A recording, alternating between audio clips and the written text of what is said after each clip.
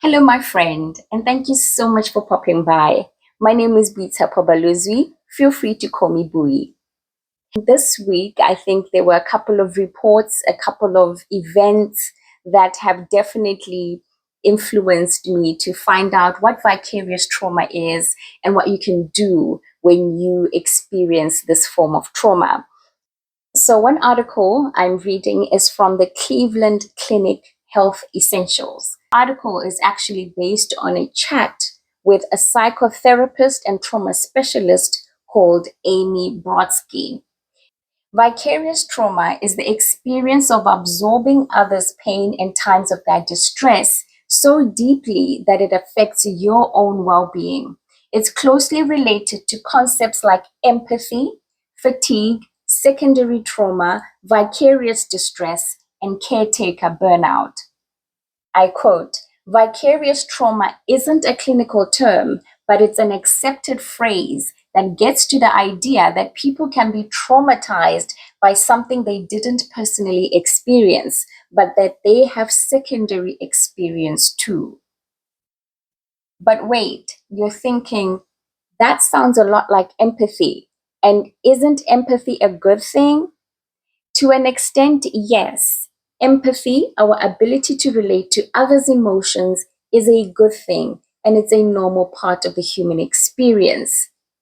I quote, there's strength in being sensitive, in being an empathetic person, but there are boundaries that we need to have that delineate between our experiences and other people's experiences.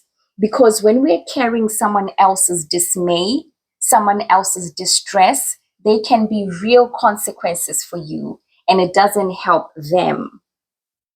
So think of it like this. You're walking with a friend and they fall into quicksand. Jumping into the quicksand with them won't do either of you any good. Seeking dry land and offering them a branch to pull themselves out with, now you're onto something. If I get into quicksand, now we're both drowning and neither of us can do anything about it. It doesn't help anyone if you jump into the quagmire with them. So, what causes vicarious trauma? Vicarious trauma can happen to anyone who's exposed to others' traumatic events or others' suffering.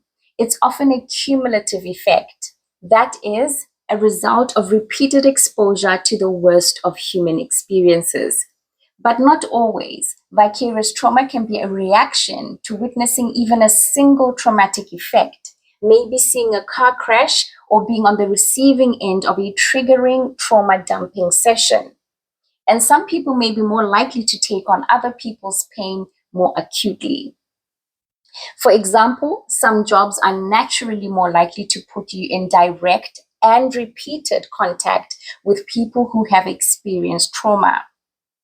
Think about police officers poring over crime scene photos day after day, mental health professionals hearing stories of their clients' lived experiences, emergency room healthcare providers treating injuries from natural disasters and violent altercations. Being exposed to the ills of the world time and time again can wear on you. All right, I will share a link to this Cleveland Clinic Health Essentials article under the clip below. Alrighty, my friend, thank you so much for popping by today. I hope you're having a lovely day where you are. But most importantly, I hope you're having a healthy day wherever you're watching me from. Bye.